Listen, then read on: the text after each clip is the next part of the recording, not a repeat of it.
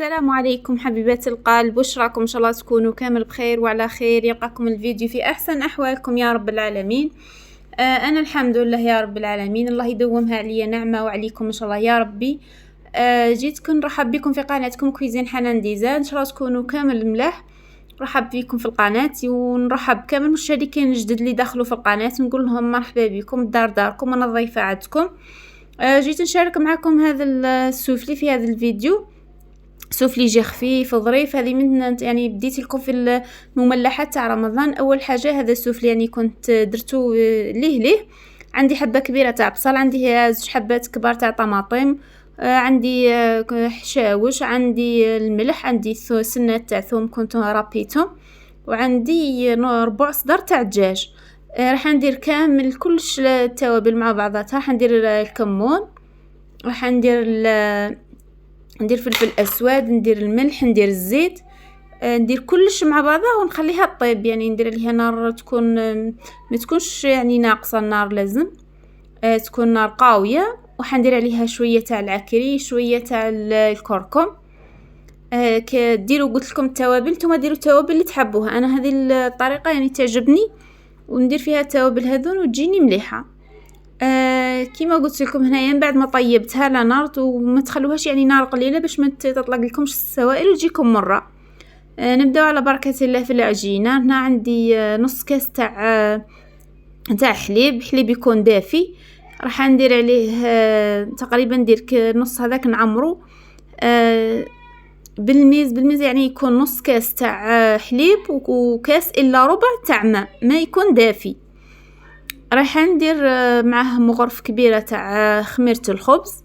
هذه العجينه يا البنات تصلح لجميع انواع المملحات، تجي برجر، تجي عجينه تاع بيتزا، تجي كورني، تجي كلش، يعني كل حاجه يعني تحبوا ديروها بها تجي. هنا درت مغرف كبيره تاع السكر، ندير مغرف كبيره تاع الفارينه ونخلط كامل مع بعضاتهم حتى يدخلوا مع بعضاتهم، نغطيهم ونخليها تخمر لي. هذه المرحله الاولى، هو على مرحلتين، يعني نخمر على مرحلتين.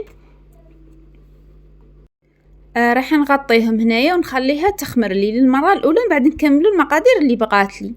كما قلت لكم هذه العجينه تصلح ديروا بها كلش. هنا كي تشوفوا تشكلت هذيك الرغوه، يعني تفاعلت هذيك الخميره. نزيدوا ربع كاس تاع الزيت، ما يعادل 2 مغارف كبار يكونوا تاع الزيت، وراح نضيف عليهم بياض حبات تاع البيض.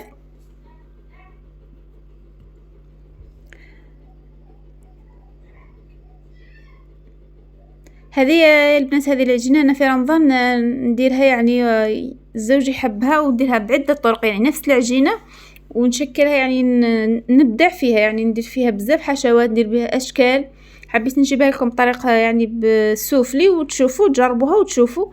اللي ضاقوها عندي راح نقول لكم، انا خليت لكم الوصفه بينهم. الاخت تاعي هي اللي طلبت مني الوصفه، قالت لي ديري لنا الوصفه، يعني الوصفه نحبها، قالت لي كي ضاقتو قالت لي عجبني ياسر. هنايا درت بياض تاع البيض، ندير مغرف تاع قهوه هذيك تكون معمره تاع الملح. وهذه الكميه يا البنات يعني تخرج لكم قيس ندير نص باكي تاع خميره باش ما يفوتنيش الفيديو. نص باكي تاع خميره تاع الحلويات، يعني نديرو 5 غرام تاع خميره. راح ندير الفارينه ومن بعد ندير عليها هذيك الخميره باش يعني ما تفاعليش مع الخليط. هنا تكون عندي فارينه اكيد تكون غربلتها. هنا عندي نص باكي، يعني درت نص باكي تاع خميره. كما قلت لكم انا في رمضان نديرها يعني في الساعه تبقى لي ساعه للمغرب.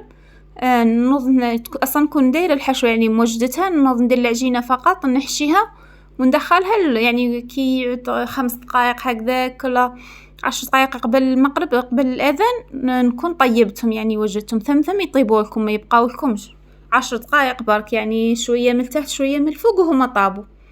هنا من بعد ما جمعت العجينه تاعي لازم تكون تلاصق، يعني لازم تكون طريه وتتلاصق. نضيف عليها نص مغرف تاع الزبده تاع مارغرين، واللي تحب دير زبده دير.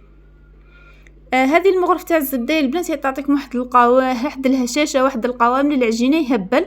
ندخل هذيك الزبده وتكون زبده طريه، لازم تكون بحراره الغرفه باش تدخل لكم بكل سهوله في العجينه تاعكم. راني مش ندلك فيها يا البنات، راني ندخل برك في هذيك المارغرين اللي كنت درتها نص مغرف، وفي اي عجينه تاع مخبوزات يا البنات كي تضيفوا لها نص مغرف ولا مغرف تاع مارغرين ولا زبده تعطيكم واحد النتيجه روعه، ويجيكم هشاش وخفاف، يجوا قطنيين. راح نزيد نشارك معكم بهذه العجينه نفسها، راح نزيد نشارك معكم وصفات واحد اخرين وطرق واحد اخرين ان شاء الله يعني ينالوا اعجابكم. هنا من بعد ما تعجنت لي يعني هاد عفوا بعد ما قطيتها خليتها خمرت لي في مكان دافي، راح نبدا نشكل في السوفلي تاعي. راح ندي نصف الكميه تاع العجينه. شوفوا هنا كيفاش راهي العجينه هي طريه وتتلاصق. من الاحسن تخلوها كيما هكذاك باش تجيكم خفيفه، يعني ما تقصحوهاش المعجنات كامل، ما يحبوش العجينه يعني تكون يابسه، يعني تكون قاصحه. هذه الحشوه كنت وجدتها معكم. هذا جبت شويه تاع فرماج رابي، تحبوا ديروا فرماج تاع البيدون هذاك تاع الكريمي عادي، ولا تاع المثلثات كيما تحبوا ديروا. تحبوا ديروا برك فيها يعني بصله وطماطيشات تقلوهم هكذاك شغل شكشوكه وديروا معاهم الفرماج ثاني تصلح لكم، يعني بلا ما ديروا الدجاج بلا ما ديروا والو، يعني تجي بنتها روعه. لخاطرش العجينه هي اللي بنتها يعني روعه. تزيد لكم النص في السوفلي تاعكم. انا ما كانش واحد يعني كلا السوفلي عندي هنايا وما يعني في داري والله في رمضان وما عجبتوش وما طلبش الوصفه. جربوا الوصفه على ضمانتي، يعني واحد العجينه تهبل يا البنات. انا ما نبدلهاش، هذه الوصفه تاعي المعتمده. راح ندير لكم في المره القادمه راح ندير لكم سوفلي تجاري اللي يحبوا يخدموا المشاريع في رمضان، يعني ما فيه لا زبده ما فيه لا بيض لا والو. احنا ندير لكم الوصفه يعني تجيكم روعه كيما تاع المحلات وبطريقه واحده اخرى، يعني مش بهذه الطريقه تاع تحلي العجينه وتبداي تقطعي. هنا كنت حليت العجينه. القطر تاع راح نخليه لكم في صندوق الوصف تاع هذا الاخر تاع المول اللي قطعت به. والله اي مول يعني اي قطعه تقطعي بها تكون كبيره. انا باش يجوني الحبات يعني يجوا كبار لاباس بهم، واللي تحب ديرهم صغار يعني ميني دير.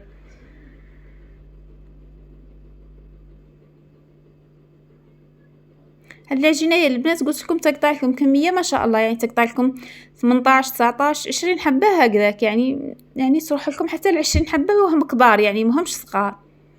واذا درتوهم صغار اذا قللتوا لهم صغار يعني درتوهم صغار راح تقطع لكم اكثر. حندير مغرف تاع حشوه في كل حبه، راح ندير كامل ندير لهم هكذاك مغرف تاع حشوه. قلت لكم بهذه الطريقه انا تساعدني كي ندير كيما هكذاك تساعدني، يعني نحلهم كامل على ضربه نطبع، ندير الحشو ندير الفرماج ونسكرهم على ضربه وخلاص. يعني اللي بها يجوني ساهلين في رمضان نديرهم في اخر دقيقه، يعني في ساعه تاليه تاع رمضان. ان شاء الله جربوا الوصفات ويعني يعجبوكم ينالوا اعجابكم. تخلوا لي تطبيقاتكم باش نحطهم لكم في المنتدى يا البنات. اللي تحب اكيد تخلي لي يعني تطبيقها. وما تنساوش يا البنات خلوا لي تعليقات حلوه كيفكم. ونشكركم بزاف على تعليقاتكم الحلوه في الفيديوهات اللي فاتوا، يعني نشكركم من قلبي، يعني شكرا من قلب على التفاعل تاعكم. يعني ربي يعطيكم على حساب قلوبكم، ربي يعطيكم ما تمناو. ان شاء الله نزيد نشارك معكم يعني تحضيرات واحده اخرين تاع رمضان اللي يسهلوا عليكم. وبالنسبه اللي تقول لي مثلا نقدر نديرهم ونخبيهم، انا بالنسبه لي جربتهم مره، يعني كنت درتهم دسيتهم في الكونجيلاتور، والقدوه من ذاك رحت خرجتهم مباشره درتهم في السنيوه تاع الفور عاودت سخنتهم، يعني نفس النتيجه. يعني ما كانش فرق كبير، يعني ما كانش فرق كبير في العجينه. ان شاء الله يعني تكتبوا لي تعليقاتكم. ما تنساوش يا حبيباتي اللايك باش يطلع الفيديو لاكبر عدد من المشتركين ويشوفوا الفيديو، تطلع القناه يعني تكبر عائلتنا ان شاء الله. يعني اللي تستفاد من قناتي لو كان بالقليل تكتبها لي في التعليقات، راني نشوف كامل تعليقاتكم ونرد يعني نريبوندي لكم كاملين. الحمد لله يا رب، يعني واحد المحبه، يعني والله ما كنت على بالي باللي الناس يعني المحبه كيما هكذا كاينه عن غيب. الحمد لله يا ربي، واحد المحبه واحد التعليقات حلوه عسل. يعني الله يبارك عليكم، ربي يعطيكم صحيحتكم ان شاء الله، وما تمناو يا ربي ليا وليكم بالمثل. كيما قلت لكم هنايا نكمل نجيب الشرفيطه تاعي بعد ما نسكر. هنا ما تحتاجوش الماء ولا تحتاجوا لا ما تحتاج باش تسكروا العجينه تاعكم ما والو، لا اصلا راهي طريه. يعني تحطوا الجهه على جهه تلصق لكم يعني ثمثم. ونجيب شرفيطه كيما هكذاك صغيره حنعبز عليها من هذا، يعني ندير هذا الشرشيف هذايا، ومنها نكون يعني نكون لصقت الاطراف باش ما يتفتحوليش. هما ما راحش يتفتحوا لكم يا البنات اذا درتوا هذه الطريقه. هنا جبت سنيوه كون درت فيها الفارينه اللي عندها ورق الطهي دير ورق الطهي احسن. هنا بعد ما كملت كامل الكميه راح نجيب طرشونه تكون نقيه نغطيهم نخليهم يخمروا. اللي تحب تطيبهم في هذه المرحله عادي، وانما انا نحبهم باش يجوني هشاش وخفاف يعني بالزياده ما يجينيش فيهم هذيك التقرمشه. راح نخليهم يخمروا وبعد نجيب البيض صفار تاع البيض تاعي هذاك اللي قبيل اللي نحيته من البياض. راح ندير له مغرف تاع خل نخلط ومن بعدها ندهن كامل الحبات تاعي من الفوق. ودهنوا بشويه البنات باش ما تهبطوش الخمور تاعكم.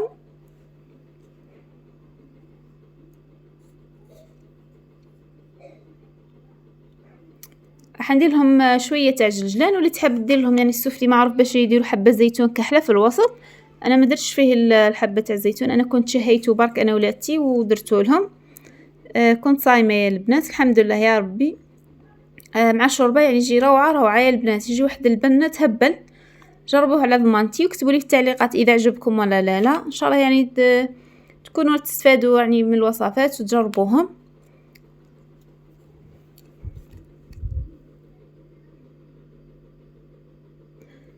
كامل معكم ندهن كيما راني ندير وندخلهم الفرن يكون مسخن على 170 درجه عفوا.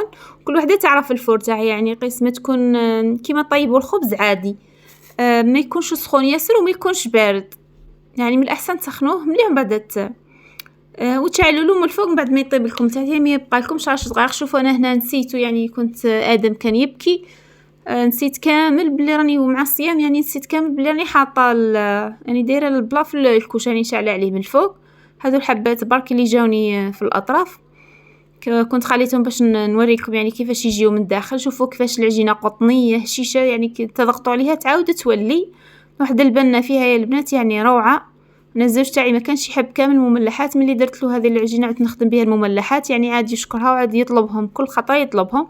شوفوا من داخل كيفاش تجي العجينه ما تجيكمش خشينه تجيكم روعه. مع السلامه حبيبات القلب.